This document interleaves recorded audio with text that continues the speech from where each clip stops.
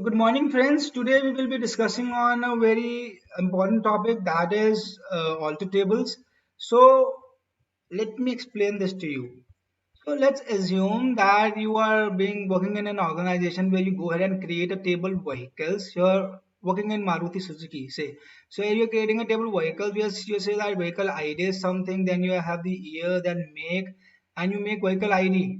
Say, and let us also write down vehicle name and varchar 100 other than not null. So you can see over here that I missed vehicle name before. So there might be the same scenario with you. So what you will do? So first you have already created up the table, then you might go ahead and drop the table and then recreate it. But this is a very long process, right? So similarly, there can be like areas where like you have a lot of data in the table and like dropping the table will like delete all the data which is present in the table, right? So there is a mechanism when once you create up the table something like this, you I will just go ahead and create it, and at later stage you are required up to modify it. You can see over here that this will just say create table is okay, a green symbol, and at later stage you are required to modify it, or you say that you need to add another column, you need to modify previous column, or like you need to drop another column. So you can do all of these things using the alter table. So you can see over here at my screen, this is the alter table command which says this alter table and then the table name vehicles. Then we can either add a column. So model, instead of model, let us add vehicle name. We can either add a new column, then we can even modify another column. There is a difference between modify and change column. So modify says that we can modify either the data type or the not null values. These are the constraints. We cannot change the name of the column using modifier. To change the name of the column, you have to use change column. So here we are changing the name of the column year to engine type. And then at the last, we are dropping of the column. Right? We can drop up the column. So there are these four types of commands which can be used with alter table command. Now let us go ahead and run alter table. So as you will see that as I will run it, it will give me an error saying that column make in vehicles is not present. Why this is giving me an error? So we are modifying the column make and changing it from varchar 100 to varchar 20, and we are also dropping it.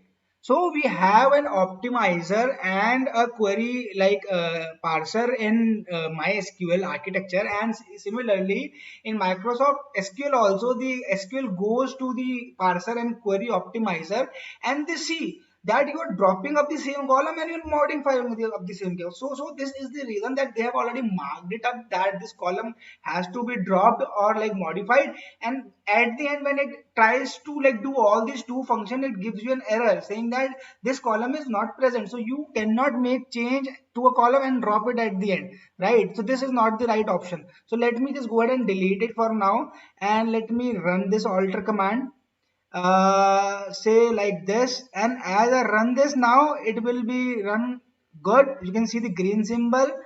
Let me go and say describe vehicles. So you can see over here that the make has changed to 20, then we have an engine type, again 30, then we have a vehicle name at the end. So whenever we add any column, it comes at the end. So we can like make sure that this does not come at the end by using another statement which is first and like before column name. I will just show it to you. Let us like before doing it, let us first see the drop statement. Like if you want to drop a column, so now I will say drop make, and I will just go ahead and run this command. This command is run successfully now because we are running it in a separate query now. Now say describe table. So you can see that make is not here anymore now, right? Now let us see like how you can make sure that a column is added either at the first place or after some column. So after adding a column, say model, you are adding model, you can say first. So whenever you do something like this, it will be added at the top. So this column now model will be added at the top. So now let us say and say model in between, and we want to add this column after, say, we have what have called columns we have, say we have to mark it after vehicle id, say. So let me mark it after vehicle underscore, no, not underscore, it is just a vehicle id, right? Vehicle id. So let me mark it after vehicle id. This is the way, like, you can say that you need a column after this column. So let me go ahead and run it. So as I run it, this will be run successfully, and let us say describe vehicles. Let us say describe vehicles and see what are columns at present where. So as you say this, you can see over here that model in between is after vehicle id and model is at the top, because we said while inserting model we said first, it should be at the first column, and then we said that model in between should be after vehicle id, right? After vehicle id, and that's why it is after vehicle id, that's why it is coming after vehicle id. So we can even like make sure that at what all places the columns are added. So similarly, in like using, we can also use alter table to rename the table. Now as of now we were just working on renaming either the column name, changing the data type, changing the constraints. So we were working only on these things. But what if we want to change the name of the table? So we can change the name of the table, and we can say that alter table vehicles rename to cars. Let me just go ahead and say run. You can see over here that vehicle tables and rename, this option has been successfully green.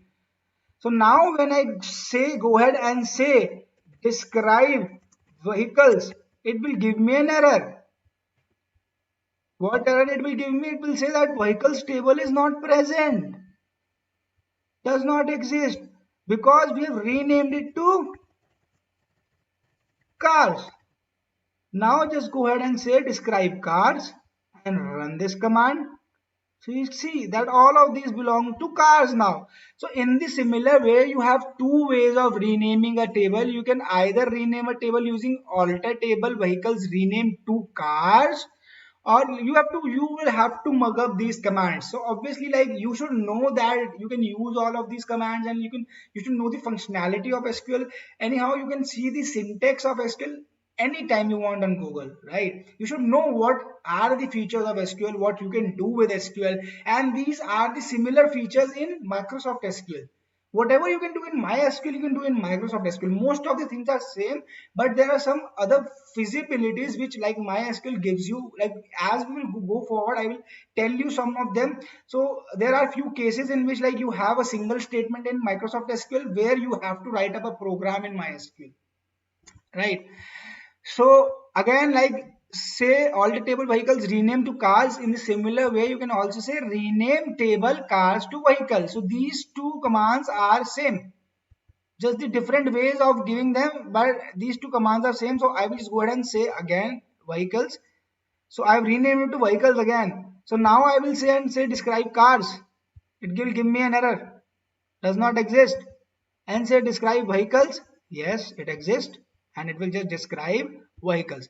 So this brings this lesson to the close. In the next chapter we will be studying about the difference and like the purpose of drop, truncate and delete. Thank you guys, please do share and like my videos.